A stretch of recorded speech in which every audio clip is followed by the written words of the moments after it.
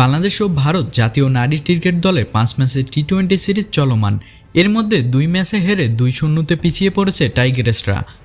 তবে ম্যাচ হারলেও ব্যক্তিগত পারফরম্যান্সের কারণে টি-20 র্যাঙ্কিংয়ে উন্নত করেছে বেশ কিছু খেলোয়াড়, যার মধ্যে অধিনায়ক নিগার সুলতানা ও বোলার রাবেয়া খাতুন এসেছেন নিজেদের সেরা অবস্থানে।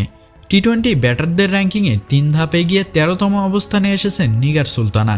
বোলারদের মধ্যে 8 ধাপে গিয়ে 8ম স্থানে অবস্থান করছেন বোলার রাবেয়া খাতুন। আর 11 ধাপে গিয়ে 32 নম্বর অবস্থানে আছে আরেক বোলার মারুফা আক্তার। প্রথম ম্যাচে বাংলাদেশ 44 রান হারলেও 48 বলে 51 রানে দারুণ এক ইনিংস খেলেন অধিনায়ক নিগার সুলতানা। বল হাতে 23 রানে 3 উইকেট নেন রাবেয়া খাতুন, আর 13 রানে 2 উইকেট লাভ করেন মারুফা আক্তার। দ্বিতীয় ম্যাচে বাংলাদেশের দেওয়া 120 রানের লক্ষ্যে ব্যাট করতে নেমে 5.2 ওভারে 1 উইকেটে 47 রান তোলে ভারত। এরপরেই সিলেটে শুরু হয় তুমুল বৃষ্টি। শেষ পর্যন্ত বৃষ্টির কারণে ম্যাচ আর মাঠে গড়ায় না। ডাকওয়ার্থ লুইস পদ্ধতিতে জিতে যায় সফরকারীরা।